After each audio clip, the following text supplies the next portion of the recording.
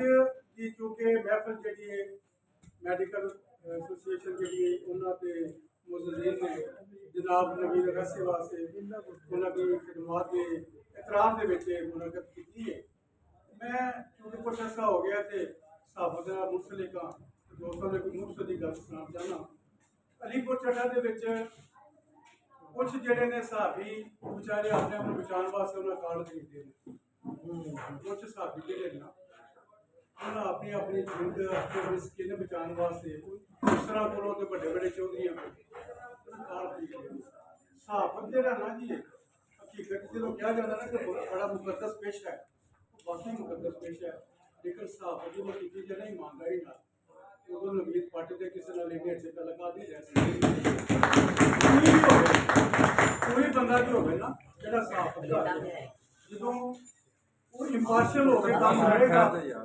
मुँह रखनी ना किसी ने करेगा तो फिर काम जो ना जी हो एडा चंगा नहीं होता कि लोग फलाना साथी बड़े चंगे ना कोई साथी चंगा कि जड़ा जड़ा ना किसी की तारीफ करता है प्रेजन करता है उसकी आखे की खबर डालता है कभी किसी की कोई जी गलती कोताही है उन्होंने जो ऑपरेट करिए तो कोई भी बंदा वो अच्छा नहीं समझता। नवीद बट वैसे जड़ा वो मुक्तसर के अरसे जो आया सहाफत के सब तो बड़ी खूबी ये वे वो दलेर आदमी कोई काम भी जो किया जाता है ना इंसान अगर वो दलेरी ना करता ना अल्लाह ताला उसकी मदद करता है। तो मैं एक चीज़ मानना कि मुमकिन उन्होंने लफ्ज़ होकर गिरफ्त ना हो वो वाकयाती जी शहादत उन्होंने अच्छे तरीके बयान ना कर सकता हो, लेकिन अल्लाह ताला उन्होंने ये जी चीज़ एक दी है ना कि जो भी काम पै जाता है ना उन्होंने तोड़ टिकन लैके जाता है तो कोई भी रिपोर्ट करनी हो चीज़ अलीपुर की किसी CO की रिपोर्ट हो SHO की रिपोर्ट हो SDO बाबड़ा की हो घबराता नहीं तो जो भी हकीकत है ना देख के ला देंगे।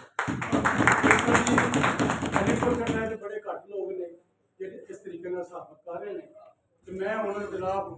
जिस बंदे वास्ते जिस शख्सियत वास्ते एक सोहना प्रोग्राम तरतीब किया गया है उन्होंने थोड़े सामने पेश करना दावत खिताब दे रहे जनाब नवीद बट अवैसी साहब।